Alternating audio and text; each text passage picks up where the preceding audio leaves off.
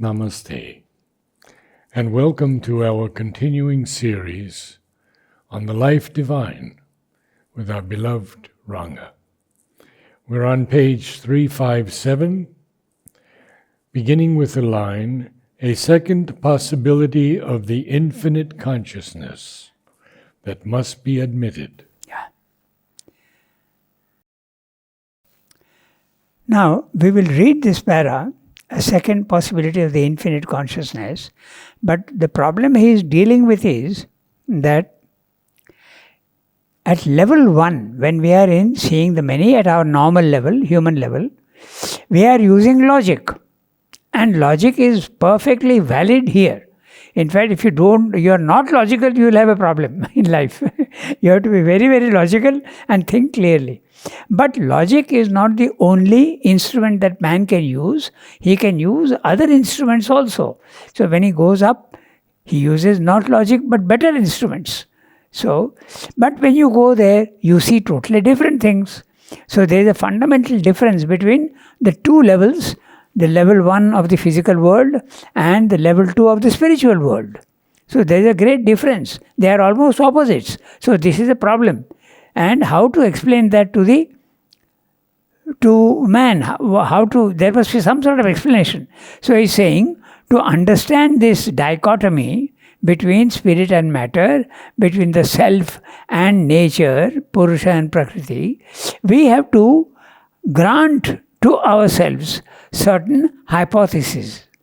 This is what he's saying. So if we take, because all logic starts from a hypothesis. It always starts with something which you take for granted without proof. Okay?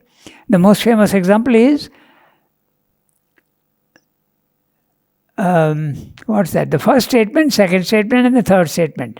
The first statement, all humans are mortal. The second statement, a particular statement, general statement first, and the second statement, a general statement. Okay? Aishwarya is a mortal. Third statement, conclusion. Therefore, she is mortal. So this is the logic. But you are starting from a hypothesis, which you don't need to prove and you take it for granted. This is also what all science does, but they go on changing the hypothesis as they get more and more data. The theory goes on changing. So he says that we have to give ourselves 3 suppositions and 3 possibilities. Then it becomes very easy to understand and accept that there can be contradictions from one level to another level. So I'll have to check the previous paragraph to see what was the first possibility that he's talking of himself. Okay, the first possibility. Where does reason come in? Pardon? Where does reason come in at this lower level? Reason is there at the third level of level 1. Okay. So there is matter, there is life, and then there is mind. And that's why he says matter is fully evolved. Okay, it makes all sorts of things. It works perfectly okay. Vitality at the animal level also, it is evolved. But man, who is a representative of the rational mind, is not yet fully evolved.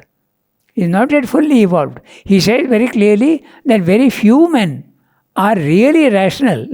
Most of them are governed by the vital. So your question, where does reason come in? It comes in at the 10% of humanity at the higher level only. Okay. They are rational. And even their rationality is limited. Because the vital is influencing the mind. The body is influencing the mind.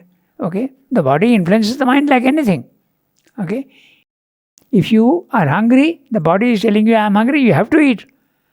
You are a slave to the body. When your desires are there, you are almost compelled to satisfy the desire. The vital is influencing everything. So all your judgment is distorted and clouded. Most of the human beings.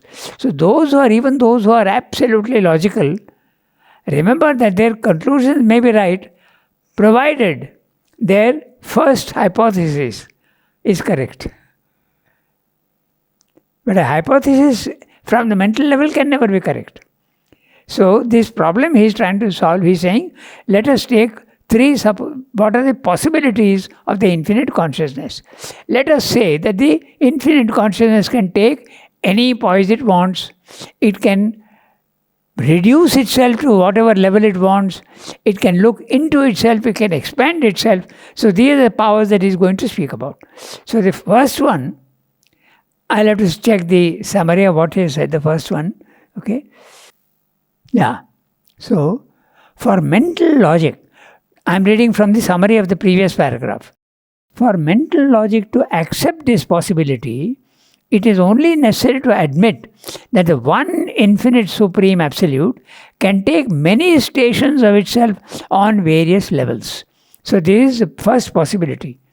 The infinite consciousness has got the power to place itself simultaneously on any one rung of the sevenfold ladder. The sevenfold ladder we have already discussed before. Sat, Chit, Ananda, Supermind, Mind, Life, Body. This is the Vedic way of looking at things, and Shrivdo goes along with that. So these 7 planes of consciousness, if you are a human being and you have a ladder with 7 steps, you can't stand on all the 7 steps together. But the infinite consciousness can. That's what he's saying. So let us accept that because there is infinite consciousness, it can take its station on any level it wants, and it can do this simultaneously. It is there at Sat, it is there in Chit, it is there in Ananda, it is there in Supermind, it is there also in Mind, Life, Body. So this is the first supposition. So we have to admit that yes, I accept it as a hypothesis without challenging it. Then it becomes easy to understand how there can be contradictions. Now he is talking about the second possibility. So let's look at what he is going to say. A second possibility of the infinite consciousness that must be admitted is its power of self-limitation or secondary self-formation into a subordinate movement within the integral illimitable consciousness and knowledge. So, I'll read the whole para first and then we'll come back to it. Okay. For that is a necessary consequence of the power of self-determination of the infinite. So, each self-determination of the self-being must have its own awareness of its self-truth and its self-nature. Or, if we prefer so to put it, the being in that determination must be so self-aware.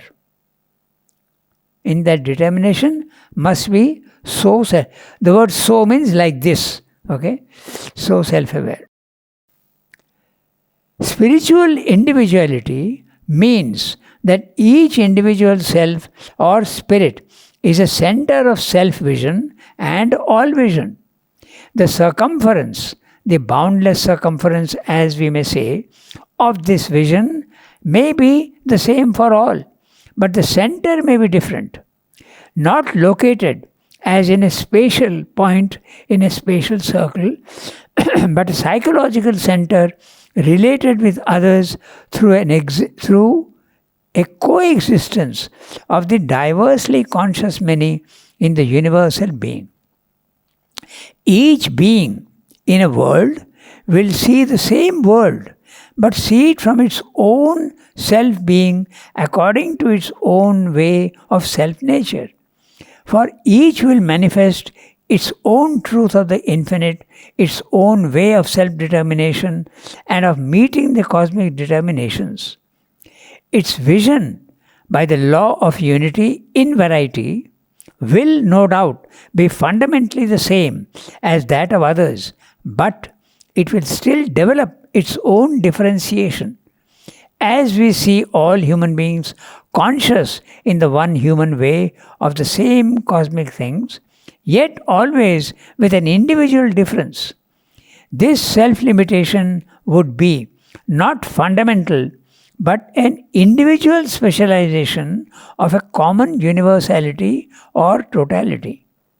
The spiritual individual would act from his own center of the one truth and according to his self-nature, but on a common basis and not with any blindness to other self and other nature, other self and other nature. It would be consciousness limiting its action with full knowledge, not a movement of ignorance. But apart from this individualizing self-limitation, there must also be in the consciousness of the infinite a power of cosmic limitation. It must be able to limit its action so as to base a given world or universe and to keep it in its own order, harmony, self-building. For the creation of a universe necessitates a special determination of the infinite consciousness to preside over that world and a holding back of all that is not needed for the movement. In the same way, the putting forth of an independent action of some power, like mind, life, or matter, must have as its support a similar principle of self-limitation. It cannot be said that such a movement must be impossible for the infinite because it is illimitable. On the contrary, this must be one of its many powers, for its powers too are illimitable. But this also, like other self-determinations, other finite buildings, would not be a separation or a real division, for all the infinite consciousness would be around and behind it and supporting it, and the special movement itself would be intrinsically aware not only of itself, but in essence of all that was behind it. This would be so inevitably in the integral consciousness of the infinite. But we can suppose also that an intrinsic, though not an active awareness of this kind, demarcating itself, yet indivisible, might be there too in the total self-consciousness of the movement of the finite. This much cosmic or individual conscious self-limitation would evidently be possible to the infinite and can be accepted by a larger reason as one of its spiritual possibilities. But so far, on this basis, any division or ignorant separation or binding and blinding limitation, such as is apparent in our own consciousness, would be unaccountable. So, very big para and quite complicated. So, the first condition that we have to accept is willingly we have to accept the first one, that this infinite consciousness can place itself anywhere it wants and it can do this simultaneously, which we can't do because we are not infinite. But if you are infinite, it should be possible. Secondly, he says it has the power to limit itself.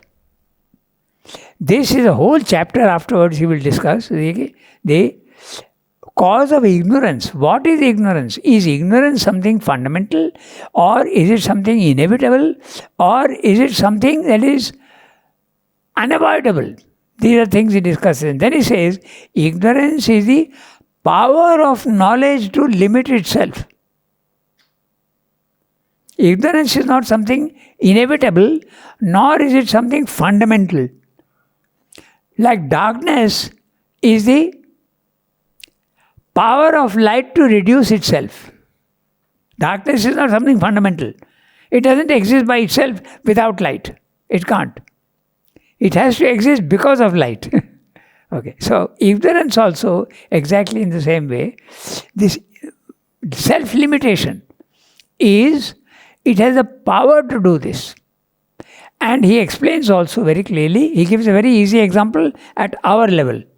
He says, suppose I am a mechanic, okay, and you bring your vehicle to me, your motorcycle, I don't know what's the problem, it's not working.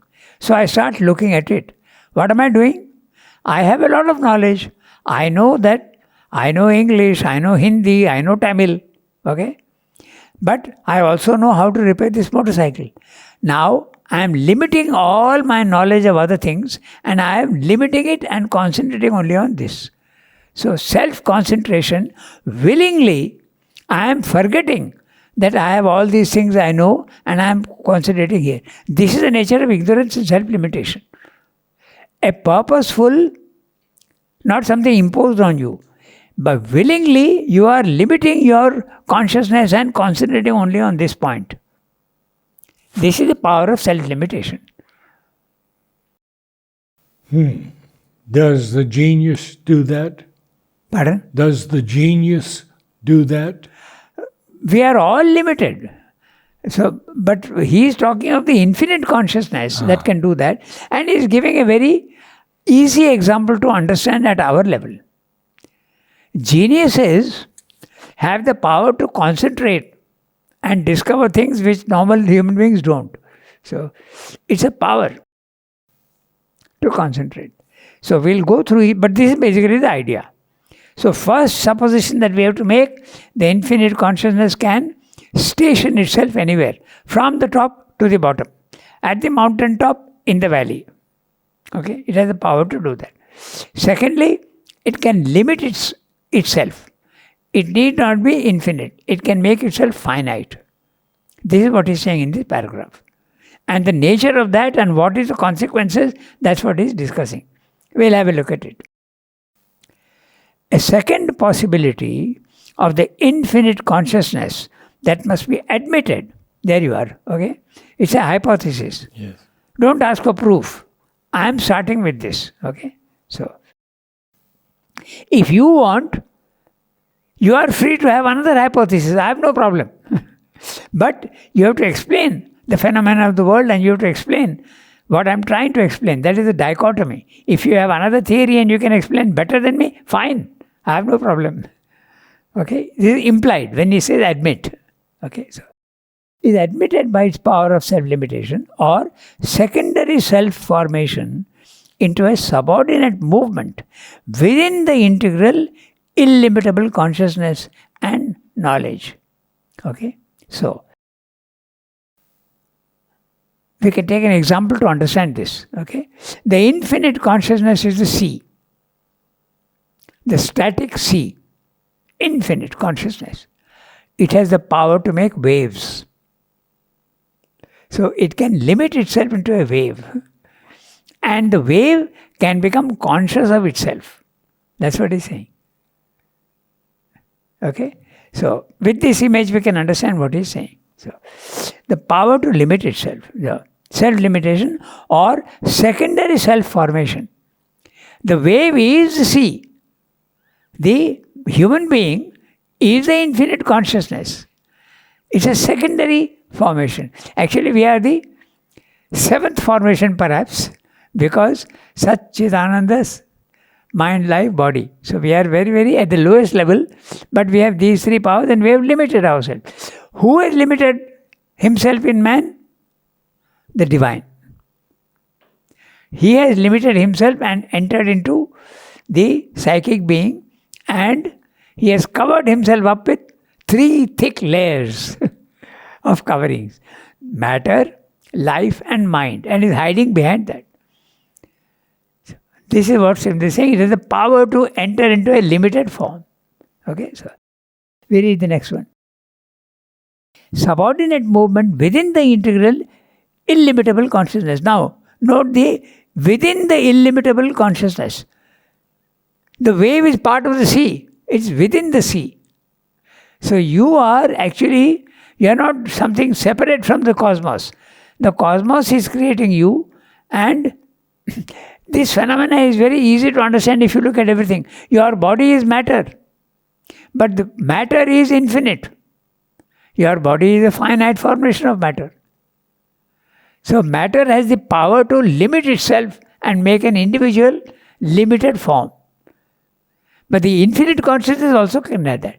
And infinite consciousness has that power, and it is delegating this power to all the lower levels.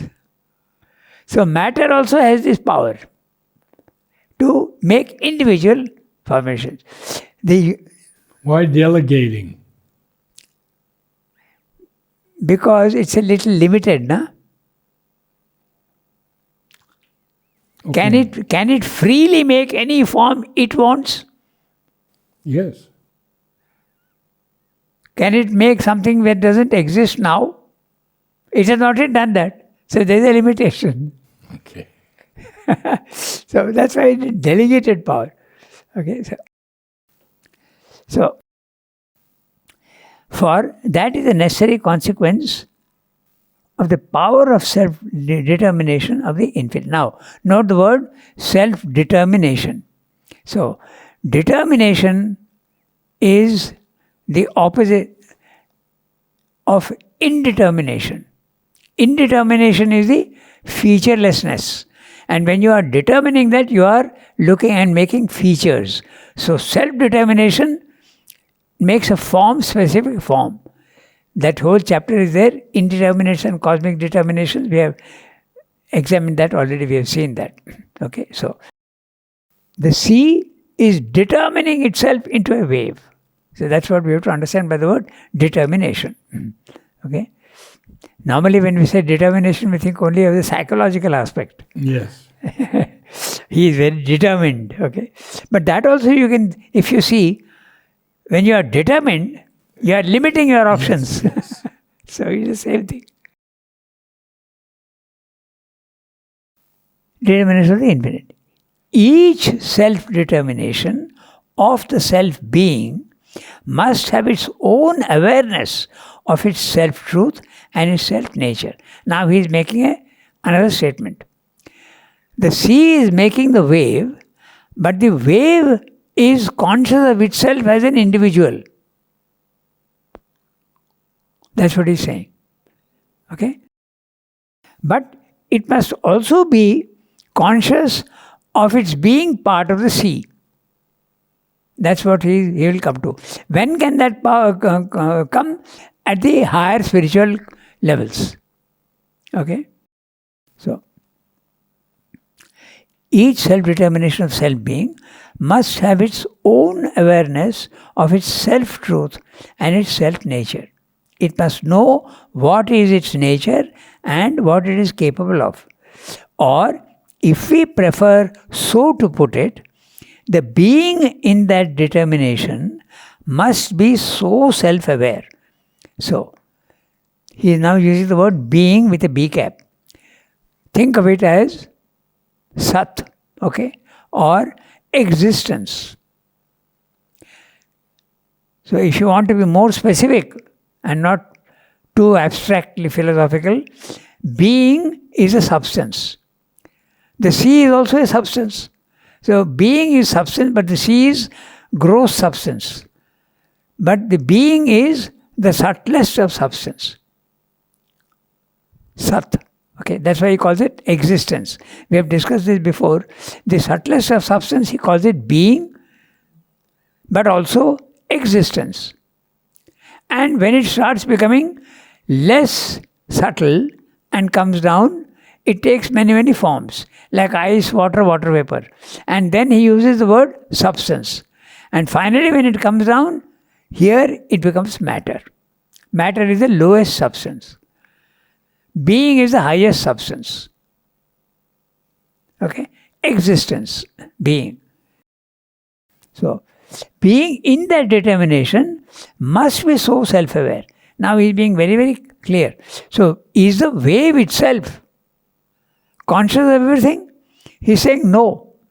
It's the original infinite consciousness which is conscious in the wave. Like your psychic being is conscious from where it has come, but you are not conscious of it. So that's what he's saying. But man has the capacity to also grow into that. These 7 planes of consciousness are there. It can go and become aware of itself. It has to enlarge itself into it has reduce its self-determination and self-formation and not be a secondary formation, but a primary formation. You have that power to do that. Because this infinite consciousness can be everywhere.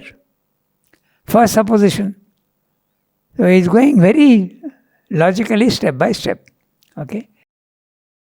This is a very philosophical discussion, but if you want to put it in very simple, plain terms, the divine can formulate himself as a human being, limit himself as a human being with form, but this human being can also become the divine. That's basically what is going step by step. Okay? Each self-determination of the self-being must have its own awareness of its self-truth and its self-nature. Or, if we prefer so to put it, the being in that determination, in man is a psychic being, in the others it is the self. In everything, the divine presence is there. So that's the being that he's talking about. Must have its own, the being in that determination must be so self-aware. The being, the divine in you is aware of his being. He is capable of infinity. He is also capable of a finite form. Okay? Spiritual individuality means that each individual self or spirit is a center of self-vision and all vision. So, self-vision, I know myself. All vision, I know the universe. Where is this possible? When you have the cosmic consciousness. So, he's saying that, note the word spiritual individuality. Not the gross individuality. The spiritual individuality, level 2. When your consciousness has gone to level 2, you are a spiritual individual. You are not the physical individual anymore. So when you are in the spiritual individuality, each individual self or spirit is a center of self-vision and all vision. That means it's fully conscious of itself, its individuality, and it's also conscious of being part of the universe. All vision. It knows the universe. Okay. To make this clear, we can also go back to the chapter on the triple status of supermind. You will see shades and shadows and repetitions of all these ideas if you remember the previous chapters. The previous chapter in the triple status of the supermind. Before creation is there is only the sea. A oneness. Only oneness. But that oneness has got the capacity to produce the many, but it is not apparent. Only the sea. Okay? Then, level 2, in the supermind, not below, in the supermind, triple status. First status, oneness. Second status, the waves start forming. The swelling start forming. Okay? And at that level, each wave is conscious fully that I am an individual formation of the sea, but I am part of the sea. The sea is more important than I am.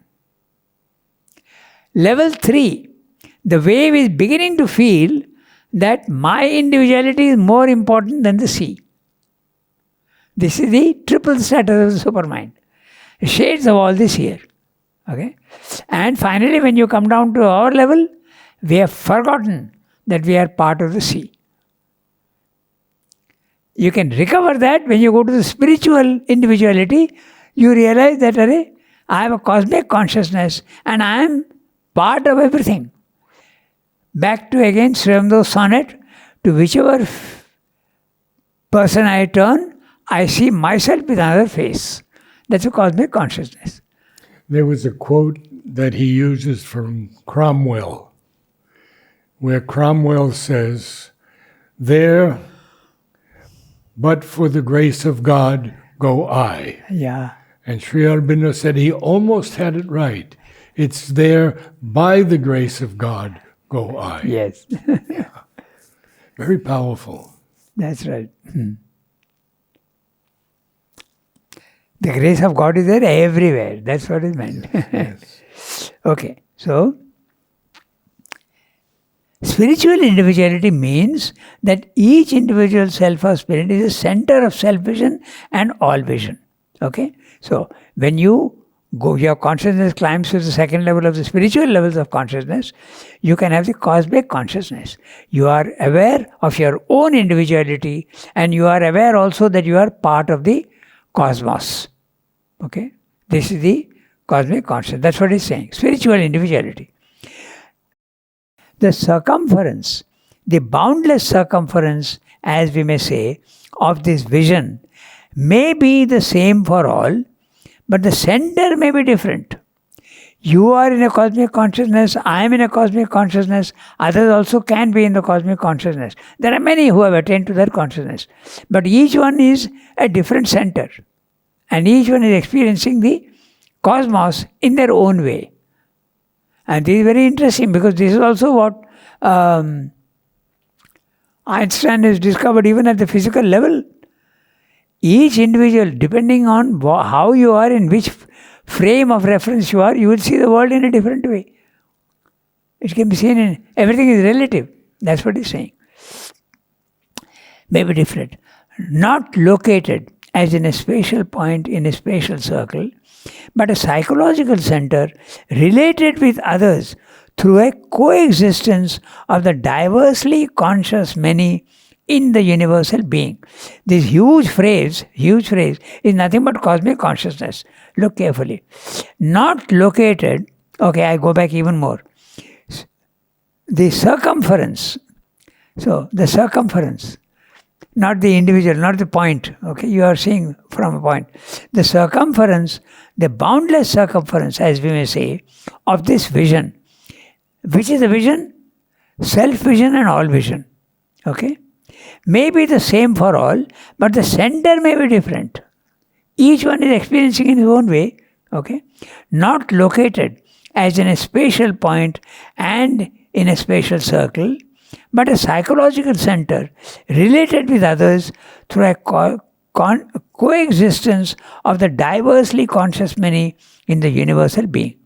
You are conscious of the many and you are conscious of yourself and you know that you are part of the many.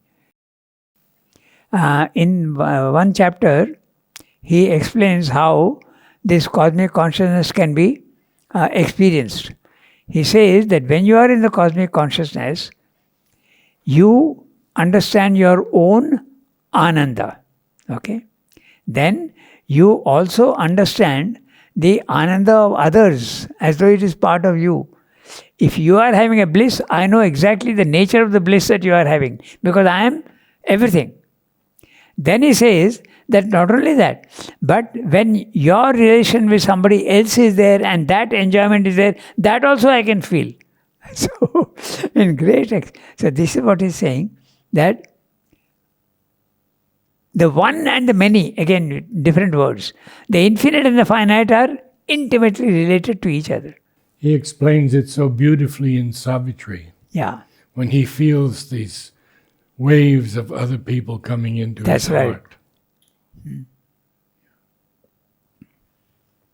So, but a psychological center, each being in a world will see the same world, but see it from its own self-being according to its own way of self-nature.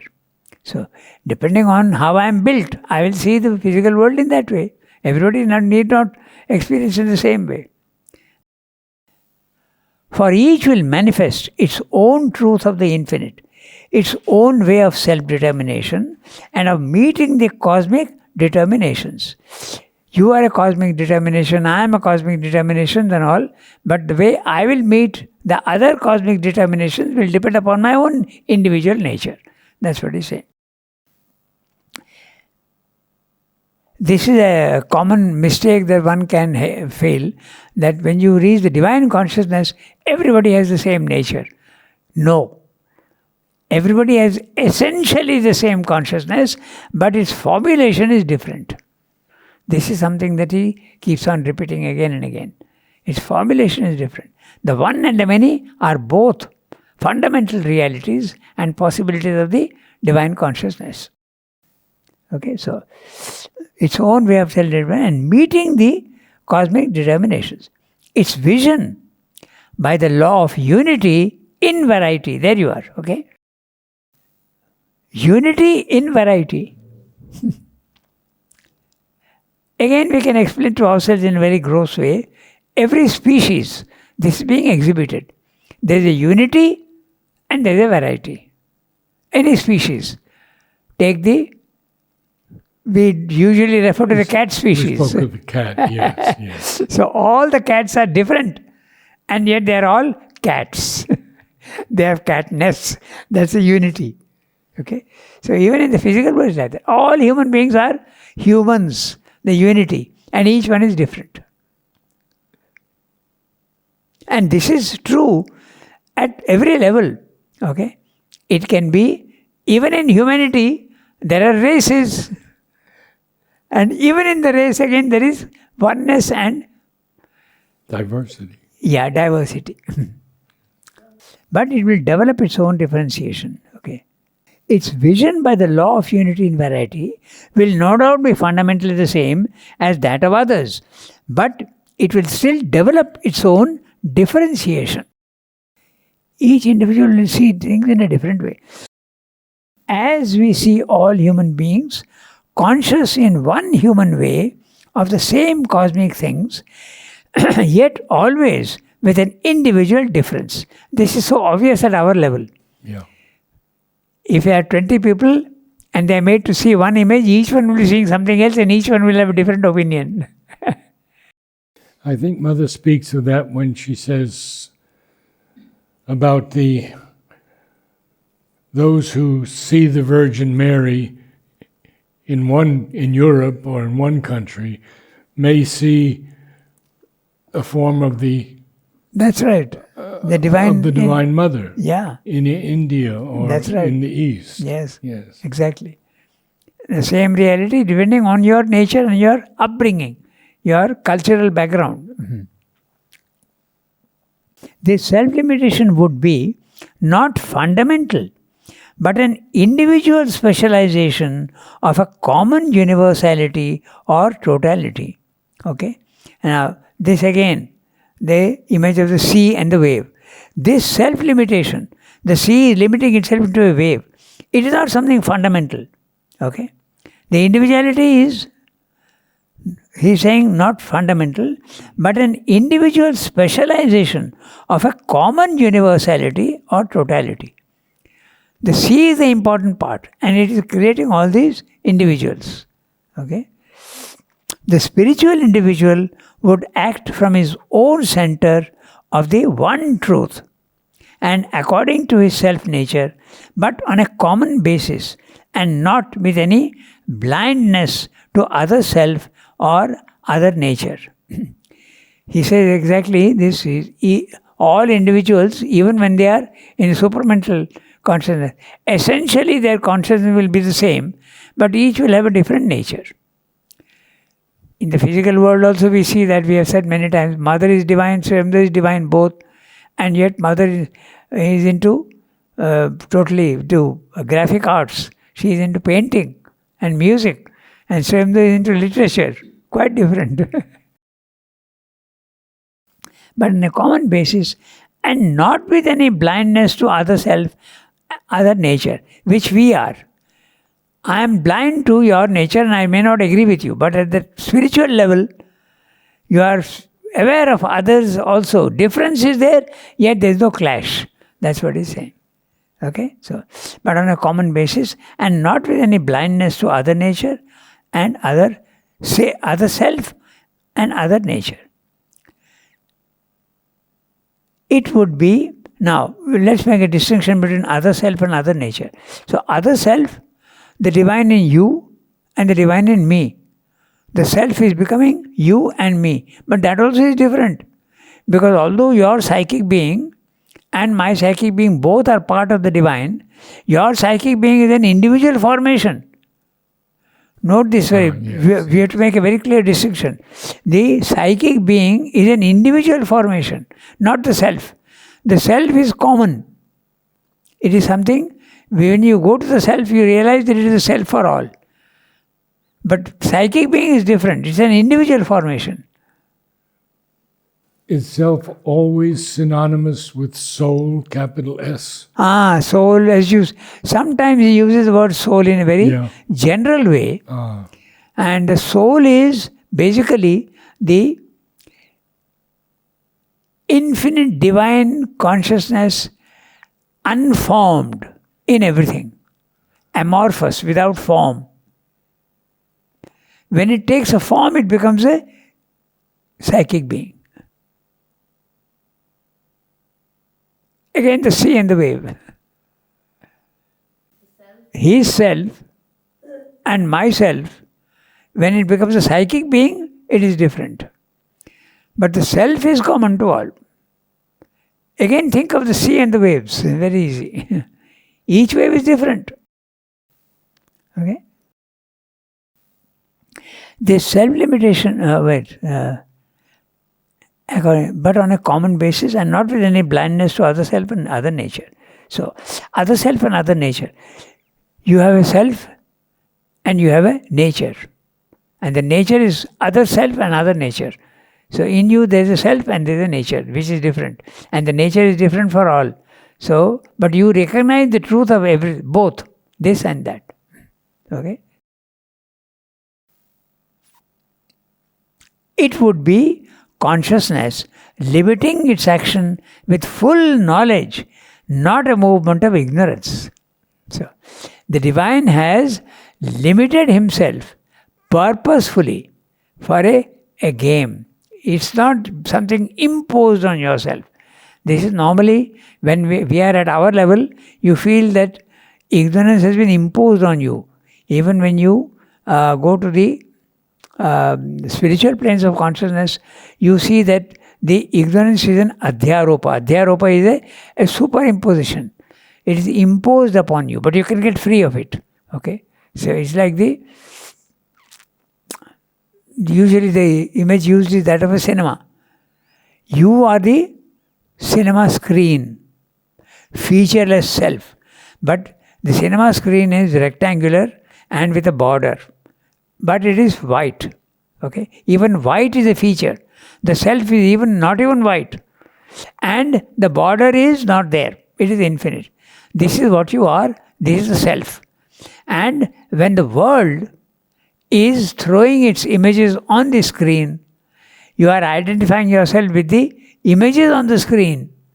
And if you are watching that, you feel, you laugh in humorous scenes, and you cry when there are sad scenes. You are identifying yourself. Your body-mind life is the image, and you are identifying yourself with the image.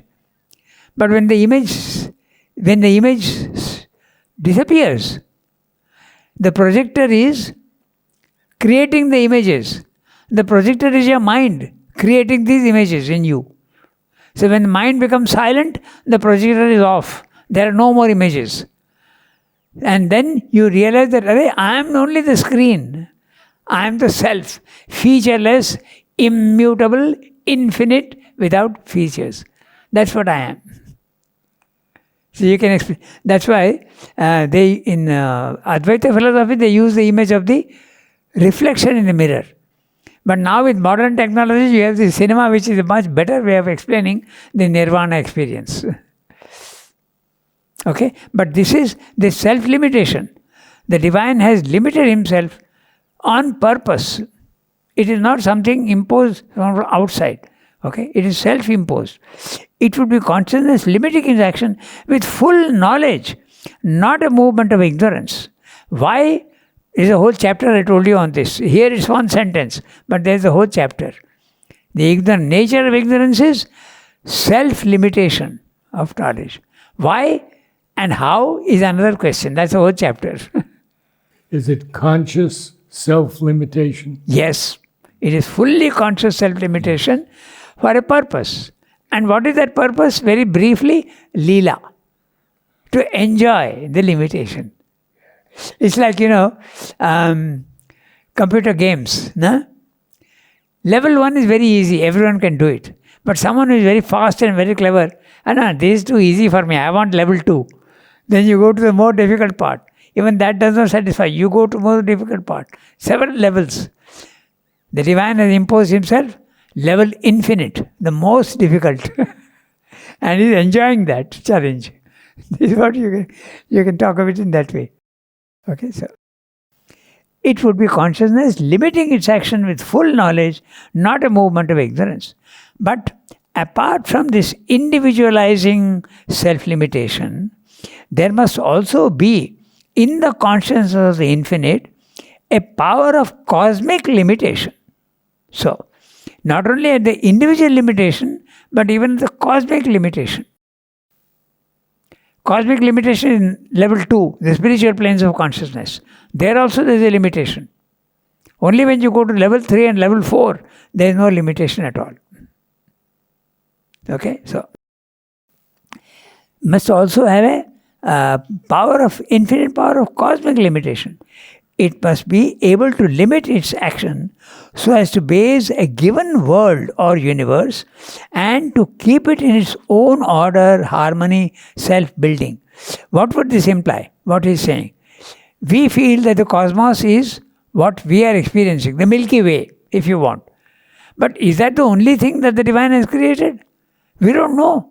He may have created other universes elsewhere, of which we are not conscious. So he can create, why only one universe? He can create million universes. So there also there is a limitation. Cosmical also he can make universe 1, universe 2, universe 3, universe infinite. That's what he's saying. Okay? For the creation of a universe necessitates a special determination of the infinite consciousness to preside over that world and a holding back of all that is not needed for that movement. It's a holding back of all that is not needed for that movement. In the same way, the putting forth of an independent action of some power like mind, life or matter must have as its support a similar principle of self-limitation. So, when he is creating our universe, he is withholding all the other powers that could create other universes. He is creating only this universe with its characteristics. But he could have made something else. We have got limitations, we have got laws here. But those laws are applicable only in our universe. Maybe he can create a universe where there is no gravitation, where there is no evolution. He could create anything he wants. Presiding over that world. Yeah, so that's right. In other words, cosmic limitation also he can do. Not only individual limitation, but cosmic limitation. The cosmic limitation, we are talking of the sea and the waves, but he could have done something else. Not sea, but maybe air. Maybe something else, which you can't even imagine. So that's what he's saying. It cannot be said that such a movement, in the same way, the putting forth of an independent action of some power like mind, life or matter. So he is explaining, there is a whole world, a universe of mind, there is a universe of life and there is a universe of matter.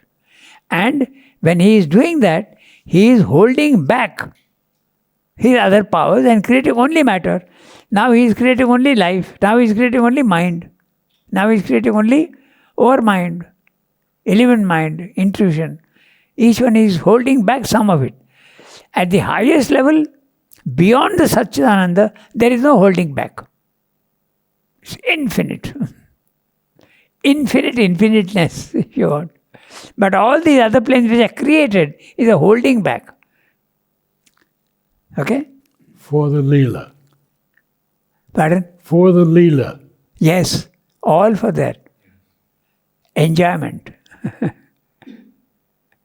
Bliss, ecstasy.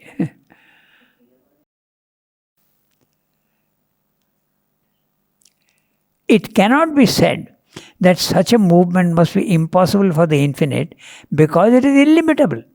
On the contrary, this must be one of its many powers, for its powers too are illimitable. But this also, like other self-determinations, other finite buildings, would not be a separation or a real division. For all the infinite consciousness would be around and behind it and supporting it.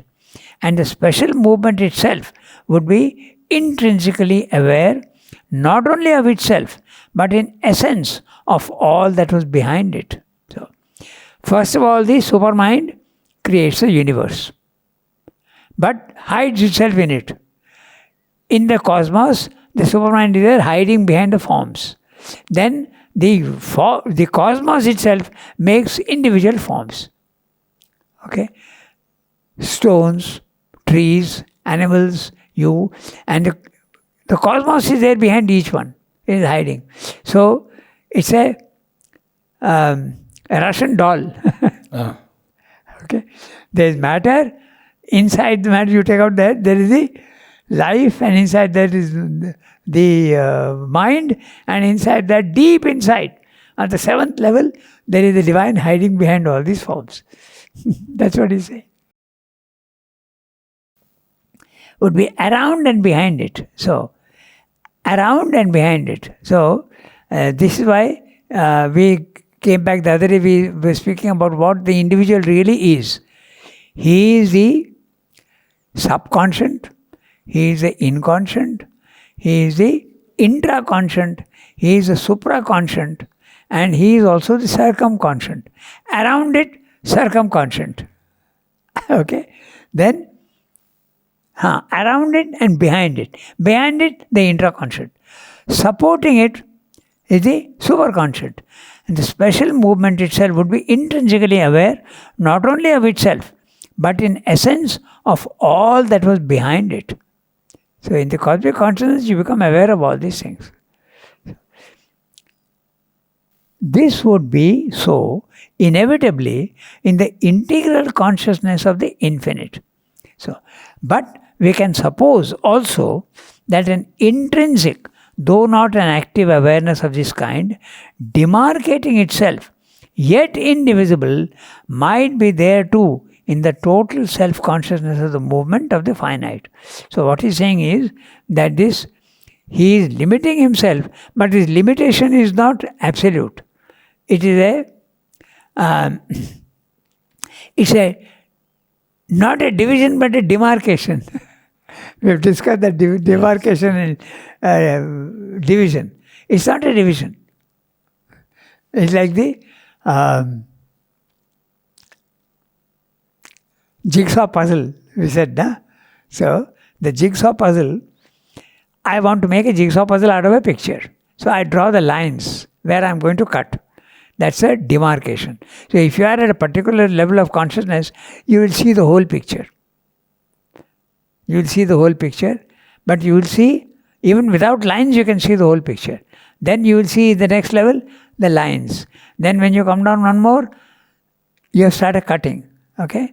And finally, when you come down to our level, all the pieces have been separated so wide that I don't see the picture anymore. So this is but it is really only a demarcation. It's not a division. Depending on how you are looking from your own individual point of view, you are seeing different stages. Locate yourself at the lowest level, you are seeing only separate pieces. Locate yourself slightly higher, you will see that the pieces are all fitting together, but they are separate. You go to the higher level, they are all one, you see only the demarcations. You go even higher up, you see the whole picture. No more demarcation or lines. Okay, so that's what he said. This much cosmic or individual conscious self-limitation would evidently be possible to the infinite and can be accepted by a larger reason. The larger reason is the logic of the infinite, not the logic of the finite, okay, as one of its spiritual possibilities. But so far on this basis, any division or ignorant separation or binding and blinding limitation, such as is apparent in our own consciousness, would be unaccountable. So you have to introduce a third power, and what that third power is, we'll have to look at it next time. So power 1, it can station itself in many. If you think of a ladder, it can station itself on any one rung. The lowest rung, the highest rung. And it is conscious of all at the same time. This is the power of the infinite consciousness. 2, it can limit itself. It can demarcate itself and limit itself, apparently. Then the third one, what he's going to say, we'll see next time. So if these 3 we admit to ourselves, admit them as hypothesis, then it becomes possible for the reason to understand. Thank you so much. Namaste all. Thank you for attending.